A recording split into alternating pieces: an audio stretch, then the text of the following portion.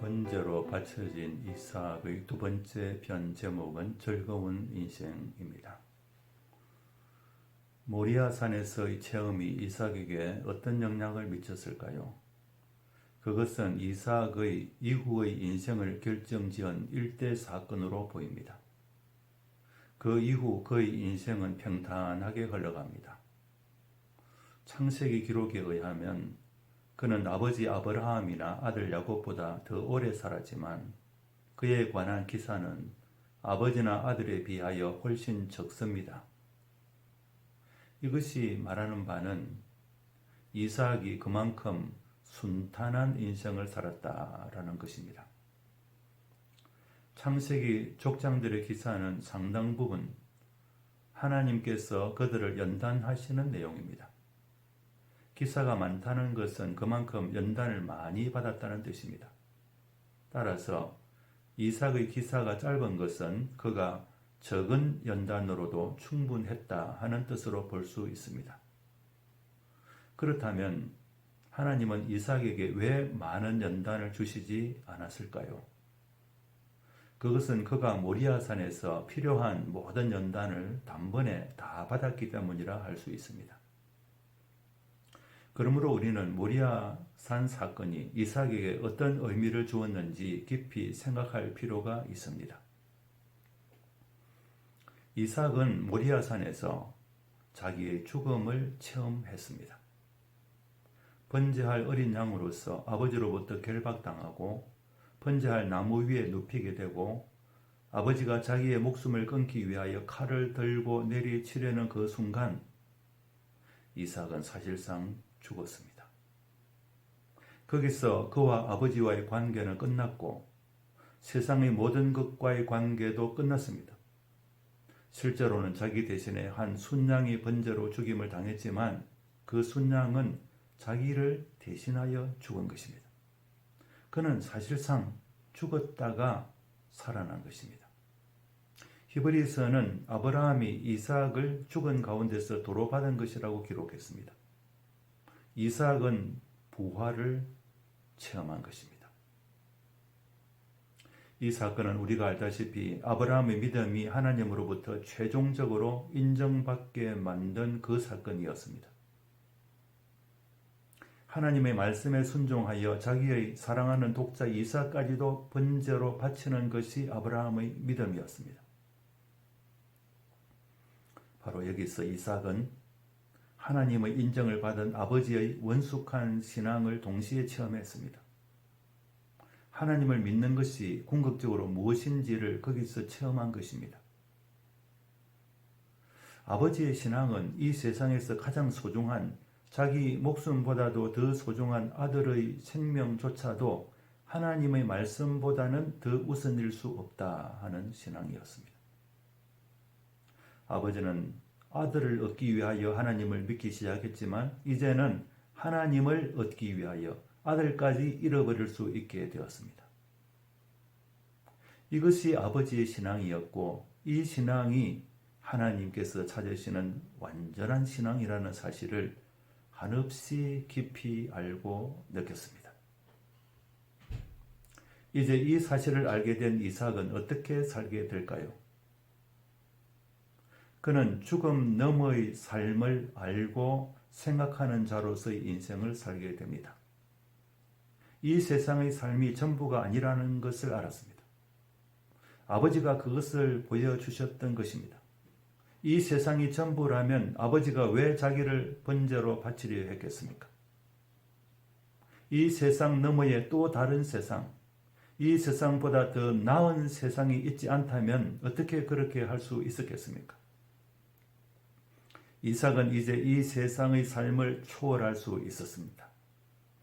이 세상의 삶보다 더 중요한 것이 이 세상 너머에 있기 때문입니다.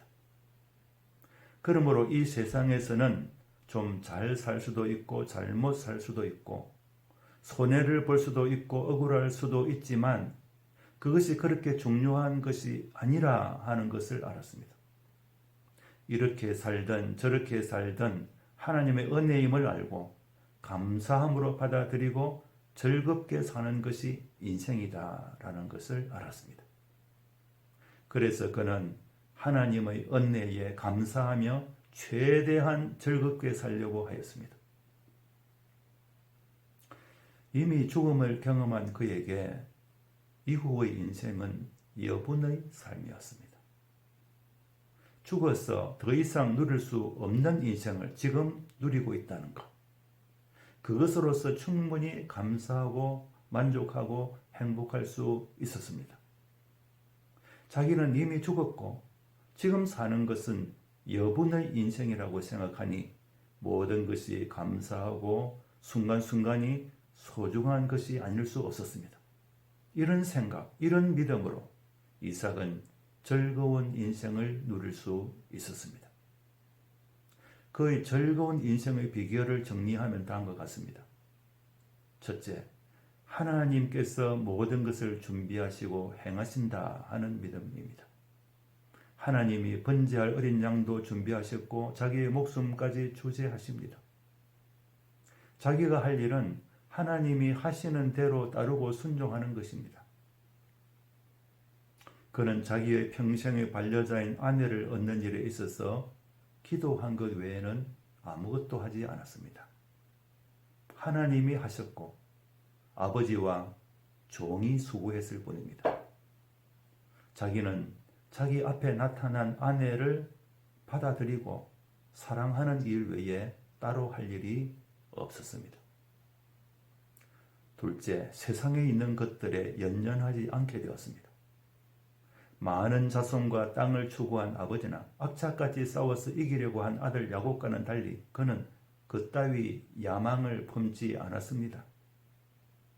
오히려 자기의 소유권을 정당하게 내세울 수 있는 일에조차 싸워 지키려고 하지를 않았습니다. 블레셋 사람들에게 아버지로부터 물려받은 우물을 빼앗기는 장면에서 그것이 잘 드러납니다. 그는 우물들을 욕심쟁이들에게 시원하게 양보하고 다른 곳으로 떠납니다. 셋째, 이삭은 인생을 최대한 즐겁게 살아야 한다고 보았습니다.